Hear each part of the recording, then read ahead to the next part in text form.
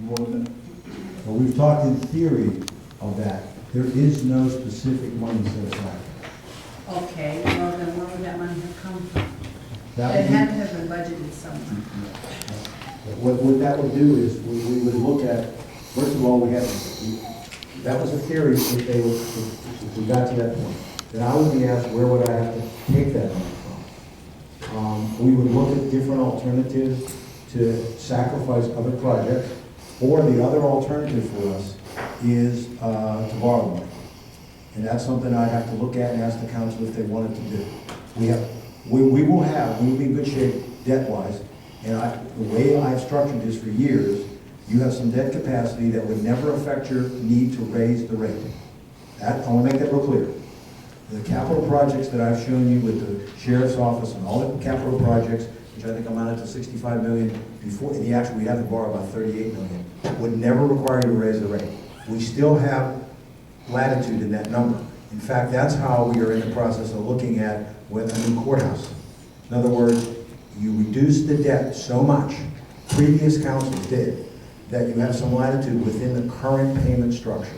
So 4 million, considering what our debt capacity would be, is doable. It would depend on how much the council wanted to do the project. We would look to see whether there's any money I could actually take from other projects. For example, in the case of Park Avenue, if you remember, we were stretched very thin, and you championed that project. What we did is we went down, and as we got down to the end of the project, we took what little bits were left from other projects and assembled. I would look to do the same thing.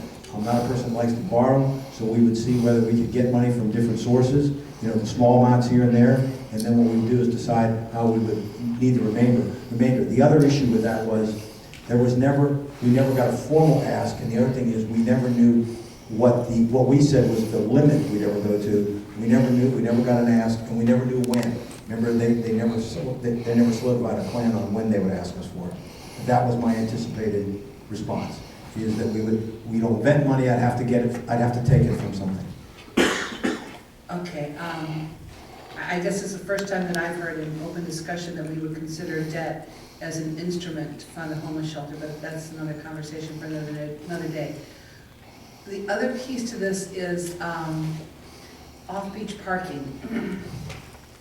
And we're looking at the budget, if things are where they are, and they're this tight, where are we gonna get the money for that? Because very honestly, I was a little surprised when I read your comments Tuesday in the News Journal about more off-beach parking depending on the budget, because it's not in the budget now. No.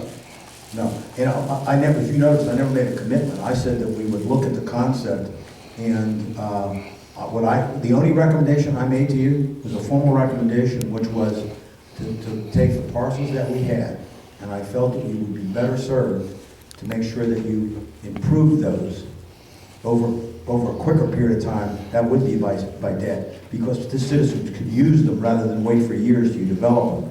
But we had used the money you set aside for off-beach parking. So based on where this budget is, I felt that there would be a discussion, because I have different opinions by different council members on whether they want us to go any further buying property.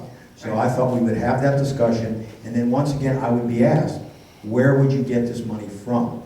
You have not allocated. The money you gave us for this is pretty much gone now. So that would be a discussion that I need guidance on. Well, and I think we need to have that probably sooner than later, especially looking at this, because I'm not confident in my final vote yet.